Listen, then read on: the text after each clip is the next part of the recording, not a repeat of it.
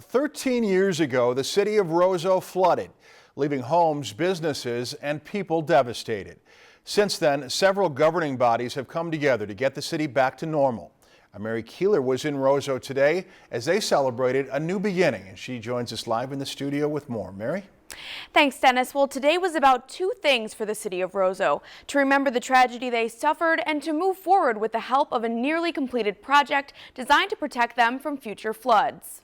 The sirens went off, and I thought, well, what in the world is going on here? So I went outside, and something's going on. So I jumped on my other players that I had at the time, and went uptown, and I ran into David Drown, and they were putting sandbags on the manhole covers.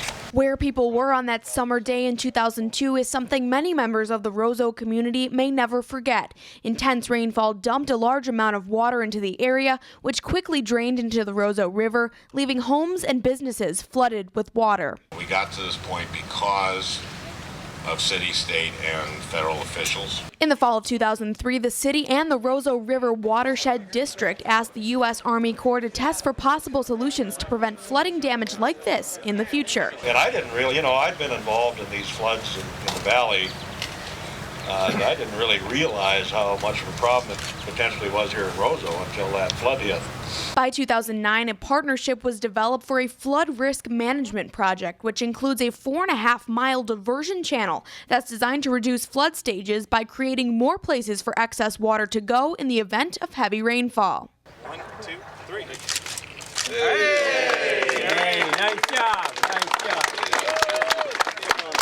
Fast forward to today, and the city is celebrating reaching the final phase of construction on their new walking bridge in the city park. It's kind of surreal because I didn't really know if we'd ever get here. I mean, you start to wonder after a while. It's a long time, but when that final funding piece of the funding came through last year, there was hope. And so yeah, it's just awesome. This is a great day for Roseau. Now, this bridge doesn't only symbolize a completed construction project, it also shows the perseverance of the people of Roseau. In the old days, the water would just kind of seep in through the swamps, come in slowly. But that all changed with modern drainage technology.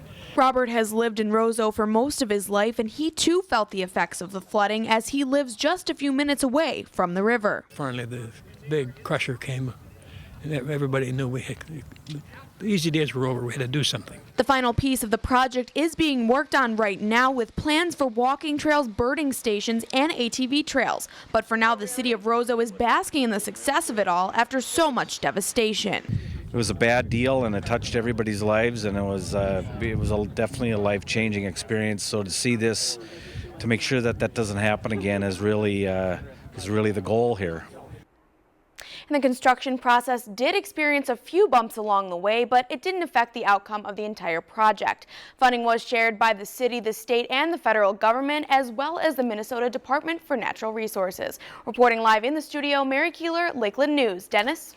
All right, thank you very much, Mary. Other officials at the event earlier today included local members of both the Minnesota Senate and House of Representatives.